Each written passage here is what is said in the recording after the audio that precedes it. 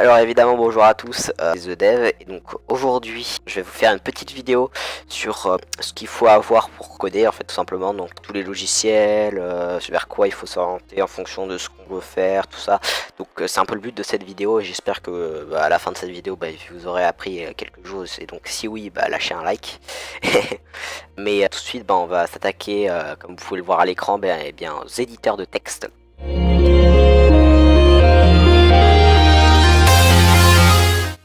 Alors pour l'instant j'en ai trois à vous proposer qui sont en fait pour moi les trois meilleurs du marché tout simplement, et comme ils sont tous gratuits et bien vous allez pouvoir les tester les trois en même temps ou celui que vous préférez, c'est comme vous voulez en fait.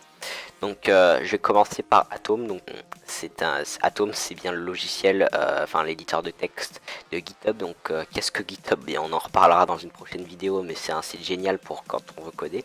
Donc c'est leur éditeur de texte qui est en fait excellent, j'ai envie de vous dire. Il est excellent. Il marche sur OS X, Windows, Linux. On peut installer des packages comme ça, genre pour exemple si vous avez un langage comme pas extrêmement connu, mais si vous codez par exemple en Lua, je suis pas sûr que cet éditeur de texte connaisse le langage. Donc vous avez donc forcément un package par la communauté qui intégrera n'importe quel langage, que ce soit des langages pas connus ou des langages très connus, comme par exemple je sais pas moi PHP ou bien Java ou même bien Swift, hein, c'est comme vous voulez. De toute façon voilà quoi. Il permet l'autocomplétion, donc ça honnêtement tous les trois que je vais vous présenter bien long cette autocomplétion. Il permet de voir les fichiers, ça aussi les trois longs. Très clairement, le multiple pane, je sais pas si le dernier l'aura, mais je pense qu'ils l'ont tous dans les trois que je vais vous présenter, et le final replace. Bon voilà quoi, ça c'est ça honnêtement si vous l'avez pas dans un éditeur de texte, même sur Word on l'a quoi, j'ai envie de vous dire. Donc oui, donc il met très en avant les packages qui sont évidemment open source, les thèmes aussi qui sont open source aussi. Et donc GitHub la met en avant la customisation de son logiciel, c'est-à-dire Atom, et donc ce qui permet d'avoir une très grande flexibilité au niveau de l'éditeur de texte pour quelque chose qui va vous convenir parfaitement.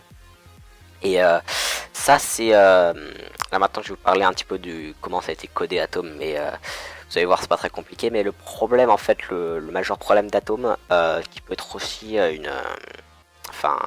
un point positif, c'est qu'il a été codé en HTML, en JavaScript, en CSS et en Node.js aussi. Mais en gros, qu'est-ce que ça veut dire? C'est-à-dire qu'en gros, c'est une sorte de site web qu'ils ont juste porté à une application. C'est rien d'autre que ça.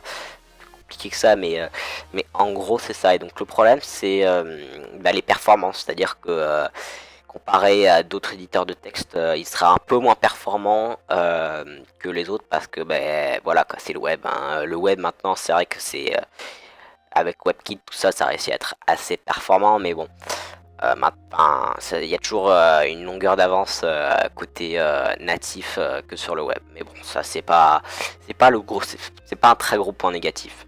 Le gros point positif, c'est qu'il est open source, donc si jamais vous commencez à un peu performer dans le code, tout ça, vous pouvez modifier complètement Atom, genre par exemple fixer des bugs, tout ça, ça vous pouvez le faire parce que c'est open source. Et donc je pense que j'en ai à peu près terminé pour Atom. Vous pourrez aller voir dans la description le lien qui est juste atom.io, hein, ça sera dans la description évidemment. Vous pourrez avoir la petite pub comme ça qui est assez marrante. Je vous la montre pas en vidéo à cause des droits d'auteur, vous comprendrez j'espère. Mais on va passer directement au suivant qui est Sublime Text. Donc Sublime Text pour moi c'est le meilleur des trois, très clairement. D'ailleurs c'est celui que j'utilise là. Donc là voilà, je vous montre un petit aperçu de Sublime Text. Mais moi c'est celui que je préfère parce que simplement qu'en fait il a les plugins d'Atom, parce qu'on peut, oui, on peut avoir les plugins même si ça n'est pas dans la page d'accueil, qui est très clairement la page d'accueil, elle donne pas très envie, mais je vous assure que c'est un super bon logiciel. On peut avoir des plugins, on peut changer le thème, comme moi je l'ai fait, hein, vous pouvez le voir, qui ressemble un peu plus, en fait c'est un thème Material Design, hein, on en parlera ça aussi dans une prochaine vidéo, mais Mais voilà quoi, il est ultra customisable, il y a plein de langages, il est simple d'utilisation, très simple d'utilisation, on peut l'installer sur n'importe quel système d'exploitation. Et surtout, le gros avantage de Sublime Text, c'est qu'il a été codé en C++ et donc bah, en fait on a des performances incroyables par rapport à Atom, c'est sûr. Et donc, simple exemple, si vous avez, j'en sais rien moi, mais un fichier de 300 mégas, ce qui n'y arrivera très clairement jamais, hein, mais un gros fichier de 300 mégas, il va pouvoir vous lire. Et ça, c'est assez énorme, alors qu'Atom, absolument pas. Mais, et ça, c'est vraiment ce que je kiffe plus dans Sublime Text, c'est vraiment les performances. Et il a plein de petits, plein de raccourcis clavier, et ça, c'est génial. Il est bien, très clairement, bah, si vous savez pas lequel prendre, j'ai envie de vous dire prenez Sublime Text, parce que bah voilà quoi, ou sinon prenez Atom. Honnêtement c'est les deux, c'est les deux meilleurs du marché, et pour moi ils sont à peu près égales, hein. Pour avoir utilisé les deux pendant très longtemps, je préfère toujours un peu plus Sublime Text, mais ils sont très clairement égales. Le troisième que j'ai envie de vous présenter, c'est Visual Studio Code, qui lui par contre est beaucoup moins bien que les autres, parce qu'il est beaucoup moins connu, et il n'y a pas beaucoup de gens qui l'utilisent, et c'est un peu ça le problème. Donc il a été codé de la même manière qu'Atom, c'est-à-dire c'est une sorte de site web en gros, pour faire simple. Mais lui aussi il peut avoir des plugins, enfin ce qu'on appelle des extensions. Il a aussi, lui aussi, comme les trois, hein, une très grande compatibilité avec Git. Et voilà, on peut changer le thème, je crois, mais j'en suis quasiment sûr. On peut changer le thème, on peut changer les langages, tout ça.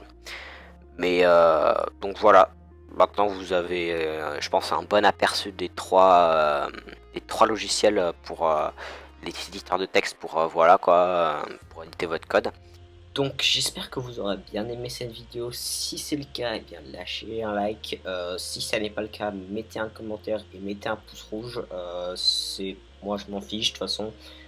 Ça me permet aussi moi de m'améliorer. Donc ça sera comme pour moi c'est aussi sympa qu'un pouce bleu ça. Donc voilà, vous savez quoi faire. Et puis la dernière chose que je vais vous dire c'est abonnez-vous.